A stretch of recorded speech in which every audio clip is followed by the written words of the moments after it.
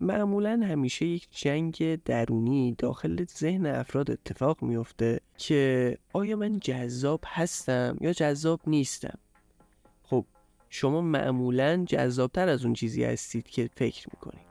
حالا توی این ویدیو 5 تا نشونه بهتون میگیم که اگر اینا رو دیدین شما جذاب هستید. 1. مردم غالبا متوجه ورود شما میشن. اگر به یک مهمونی رفتید و دیدید که دیگران به شما نگاه میکنن، به این معنیه که مردم دست کم متوجه حضور شما میشن و مهم نیست که کسی برای شروع یک گفتگو به سراغ شما بیاد یا نه. 2. معمولا تمایل دارید لبخند بزنید. خلق و خوی مثبت به خودی خود جذابه و اگه دوست دارید لبخند بزنید و قادرین از لحظه لذت ببرین، مطمئن باشید که جنس مخالف واقعا به شما علاقه‌مند. 3. خودتونید.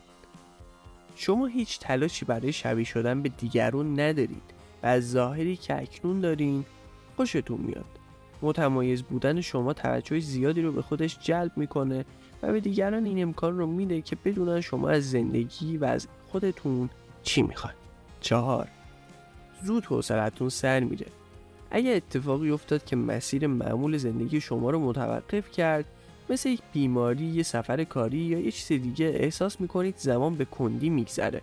شما به برقراری ارتباط با افراد زیاد، قرار ملاقات و دیدن دوستاتون عادت دارید و حتی اگر از تنهایی لذت میبرید، انزوای اجباری شما رو آزار میده. 5.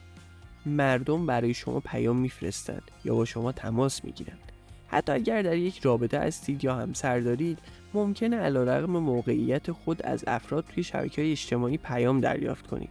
البته که باید این پیام ها رو نادیده بگیرید.